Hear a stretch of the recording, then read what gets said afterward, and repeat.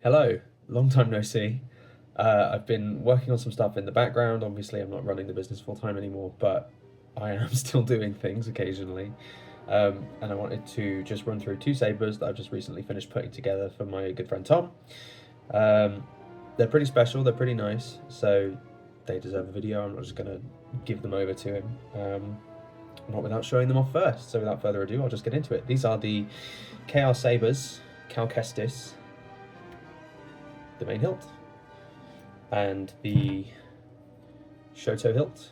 These were designed and engineered by jimmyssaberjunk, and they look fantastic. They're super great. I won't go through all of the accessories that come with these because there's extra little bits and pieces, and Thom has the benefit of me actually giving them to him in person, so we'll be able to go through it then. But yeah, they're great. They're so well made. They're gorgeous. And both of these come with the Rotary Designs master chassis in brass.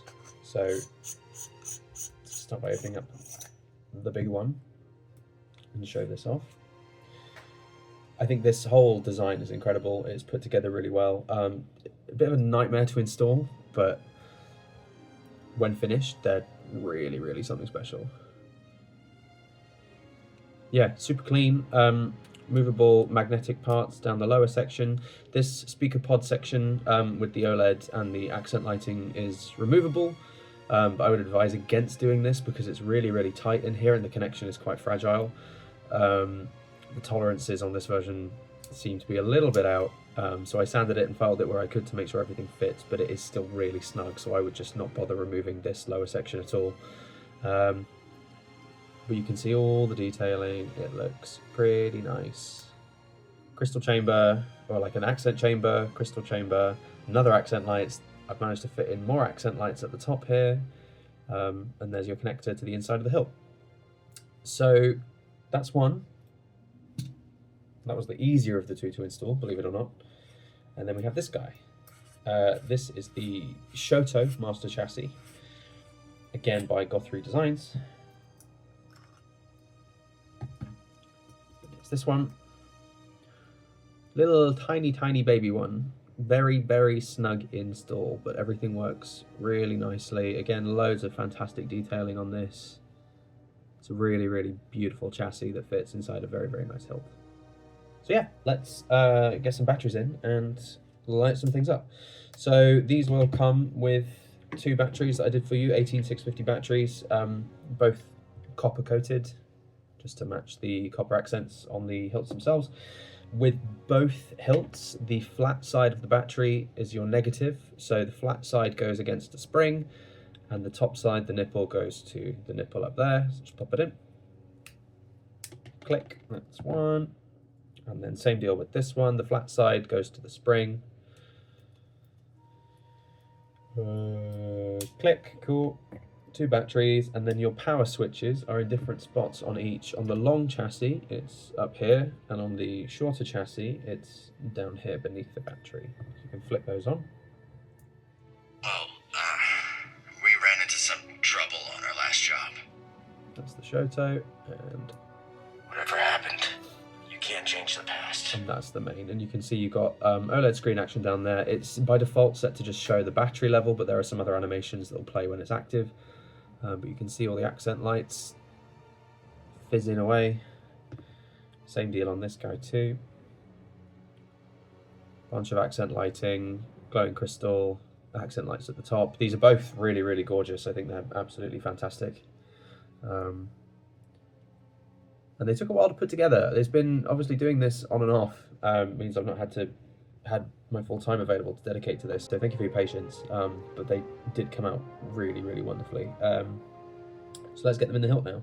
The SHOTO is the one that requires the most attention, so I'll probably do that one and explain to you how that one goes in. It's the SHOTO head. Yeah, so the SHOTO head has two buttons on it, one on each side, whereas the main chassis only has the one button on. I'll talk to you about the config in a second.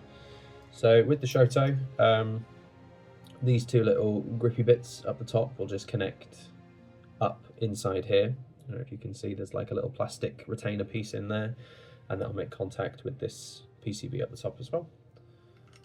So So I'll slide that guy in, push it all the way down, and then twist it, and it'll stop when it's aligned with the buttons. So like it can go in either way. It can go in either like this, or it can go in the other way with the battery facing outward. It makes absolutely no difference because there's a button on each side, so it's fine. I guess it's all about aesthetics really, and then it'll click in. The lock fit mechanism on this one is quite loose. It unscrews very easily, so I would recommend kind of like being careful and not letting it kind of float freely for too long, lest it does become disconnected and drop, because if this chassis drops, it'll break. And then screwing on the handle for this guy, the diameter in this one is really snug. I kind of filed and shaved down the plastic parts where I could, but again, the tolerances on these prints were a little out on both chassis, so I had to do some modifications to make it all fit. So what I would recommend doing when you're putting together this one is screw the handle on really slowly. So it goes on fine on the lower section, but then when you kind of hit this middle bit, it's a little snug, and then it gets tighter until we hit here, and then you can screw it in. Obviously, the chassis on the inside isn't going to rotate any further than where it is now because it's locked in place by that locking mechanism, so you can just really gently kind of spin it into place.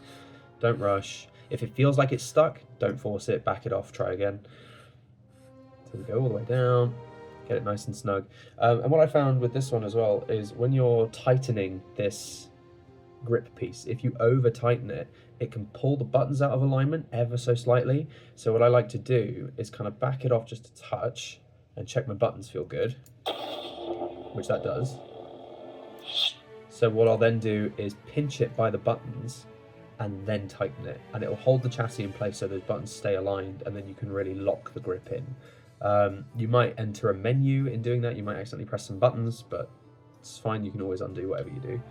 So just going to grip it by the buttons, and twist it a little bit,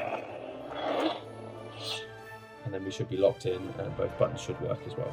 So one button, no, we're out of alignment. Rotate it back the other way just a touch. That's the other button. Yeah, so that's the SHOTO when that one's all locked in, and the battery's in, the kill switch has been flipped. Happy days. But this guy, the main hilt, it's actually a lot simpler because this locking mechanism is a lot tighter, it fits a lot nicer. There's one button on the chassis itself which has to align with the button on the hilt, obviously, so slide it all the way up, lock it in. Now, the feature that I wanted to put on both of them was the chassis detect, which means that when it's in the hilt, it shuts off all the accent lighting to save the battery and it won't spin the motor.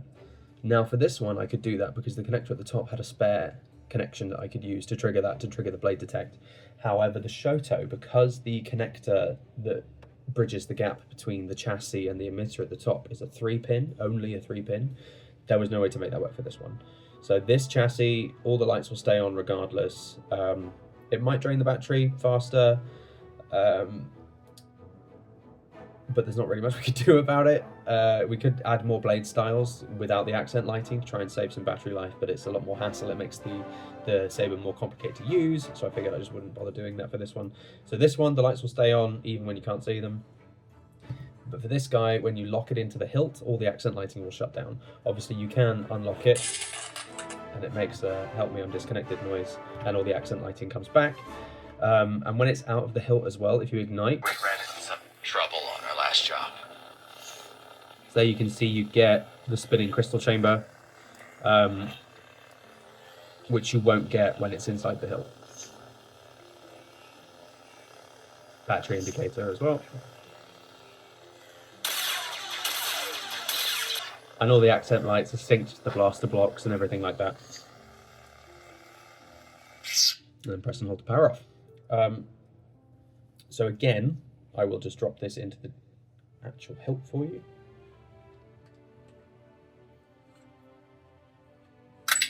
And that shuts off all the accent lighting.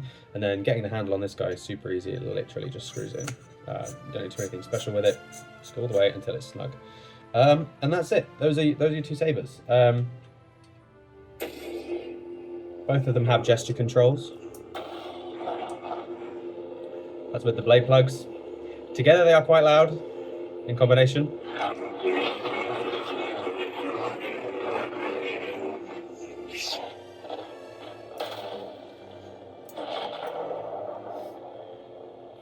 They've both got smooth swing. They both will have the track players set up as well. They both do force powers and quotes. I'll send you like a cheat sheet for it, but essentially they both use the FET 263 single button prop. We could have gone with a double button prop on this one for more control, but I figured you would only have to learn one config if they were both configured exactly the same. So they both use the single button config. Each button is just a duplicate of the other, so we can gesture controls. So they are both single button sabers to try and keep things simple. I'll run you through some of the most important controls, but the rest you can find in your own time. I'll give you, again, like I said, I'll give you the link to the sheet, which basically lists all the controls and all the things you can do, because it's pretty in-depth. You can hold upright and press and hold to cycle forwards through the list of colors. Green. That was a long press. Red. Green, red. Yellow. Yellow. Orange. Orange. Cyan. Cyan. Indigo. Indigo. Purple. Let's keep it on purple for now, just have a look. And you can boot.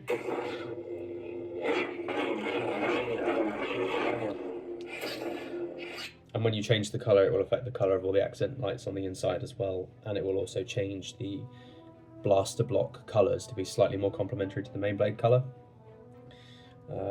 What else we got? Volume menu on both of them is quite an important one. So for that, hold it upright, press and hold, and tap it. Enter volume menu. And then you rotate to increase. Maximum volume. Maximum volume. And then you rotate the other way to decrease. And then you can press it to exit. Volume menu end.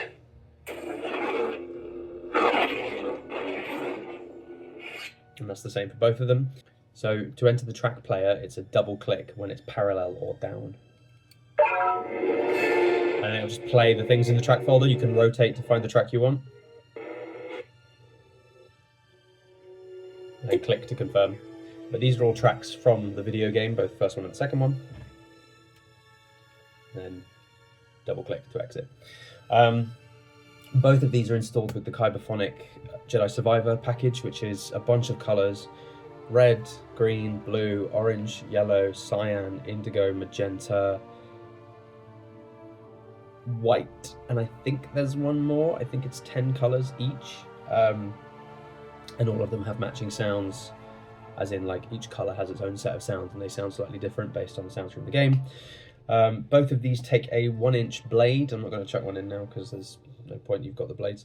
These are just neopixel blades, 1 inch with the connector at the bottom. Both blades on these were also quite snug. So when you put the blade in, kind of gently ease it, and I find that when putting the blade in, a slight twist as well helps. So like twist the blade down into it, go all the way down, and then there's a little Allen hex screw at the top there to secure the blade in once it's in place. Each of these comes with an Allen key. They obviously both come with the blade plugs. The SHOTO also comes with the kit to make this into the two-sided staff. I won't run through that because there's videos online about that. But when they're together, they're very heavy. So I don't know how much I trust that connection, the quick disconnect in the middle. I'm sure it's fine, I'm sure it's been engineered well, but like these things with the master chassis are pretty heavy. So be careful with them. I think that's pretty much it. They've got all the standard FET 263 and Proffie OS 7 features. They've got the, like I said, the smooth swing, they've got blaster blocks, battle mode, clashes, flash on clash, lightning block, melt, all sorts.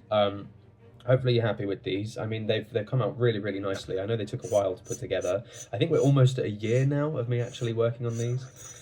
But yeah, given I only put a couple hours in each week, it's clear to see why. But like, I'm very happy with the way these have come out. Hopefully you like them too. They're really great display pieces. They're obviously not for dueling. If I catch you dueling with them, I will be very cross. They are gorgeous and should live on a shelf somewhere. But yeah, that's pretty much it. I know it's been a long time since I've posted a video, but I have been working away on stuff, doing random bits and pieces, friends, and myself as well. I've got a few personal builds that I want to run through. I still have a few bits of inventory on the stock that I'm trying to move, so there might be more discounts and sales to try and shift those. But apart from that, I hope everybody's doing well. May the force be with you, and I will catch you in the next one, whenever that may be. Take care. Peace.